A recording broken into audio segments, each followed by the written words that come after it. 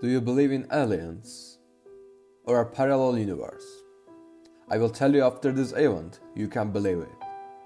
Don't forget to subscribe and like before moving on the video. Have a good time.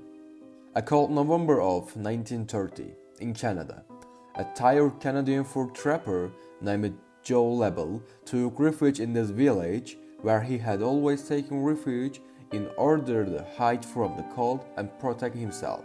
He would always take refuge in the same village, rest, and then move on. But while he wanted to protect himself from the cold, he inadvertently witnessed one of the most remarkable mice stories in history. The mice story is Ainutu village on the shores of Lake Anjikuni, which Lebel have throughout her travels, once seemed hardworking, interconnected, and pleasant, disappeared without a trace behind her.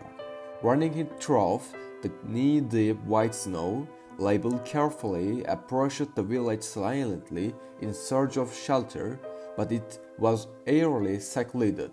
Lebel, who normally sees people, didn't run into any that day.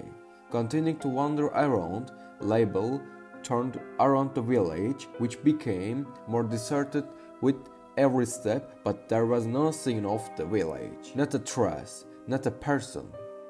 Lebel thought he needed to do more research and checked the huts one by one. All the provision and clothes were in the huts. The huts were filled with a large amount of clothes and food, enough to keep the village people through the winter. I mean, if the people of the village had completely left this village, I think they probably wouldn't have left without these two most important things. But they were there, food and clothes were just standing in the hut. Lebel searched the entire village.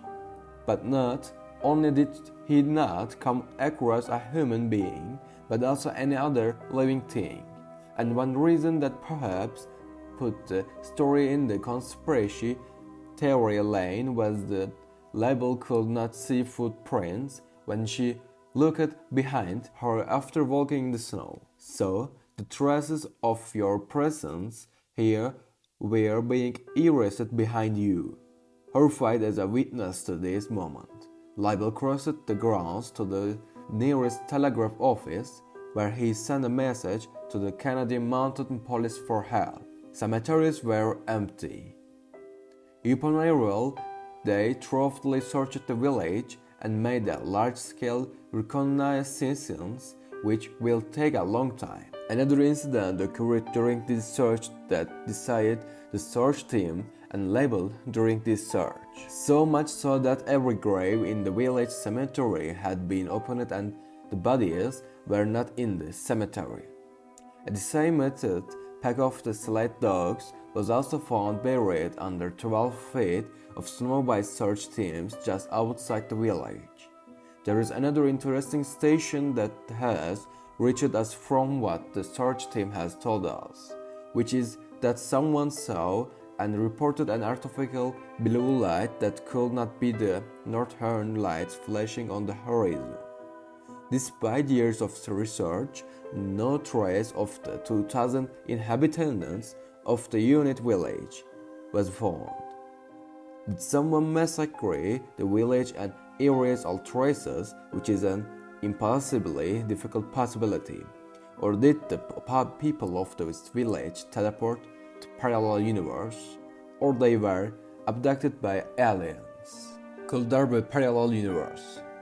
If you are a little familiar with the cosmology of dice, I'm sure that this opinion came to your mind first. According to their cosmology, a theory of the multiverse derived from physics, we do not have alternative copies doing other work on other worlds, but there are universes that are really physically parallel to each other.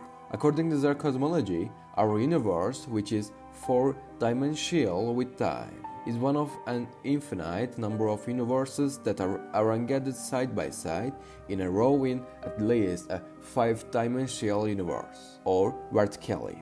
According to your point of view, just like slices of bread lined up side by side, the universe is of course four-dimensional.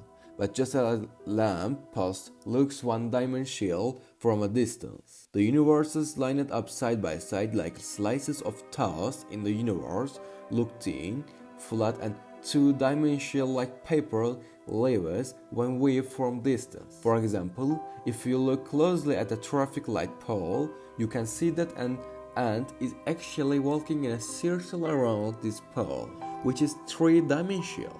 So either the people of the village were from one of the parallel worlds that Label had seen on a different visit, or Label was someone who could travel in those universes. We can't go beyond gazing in this mystery, but this possibility seems much more exciting to me.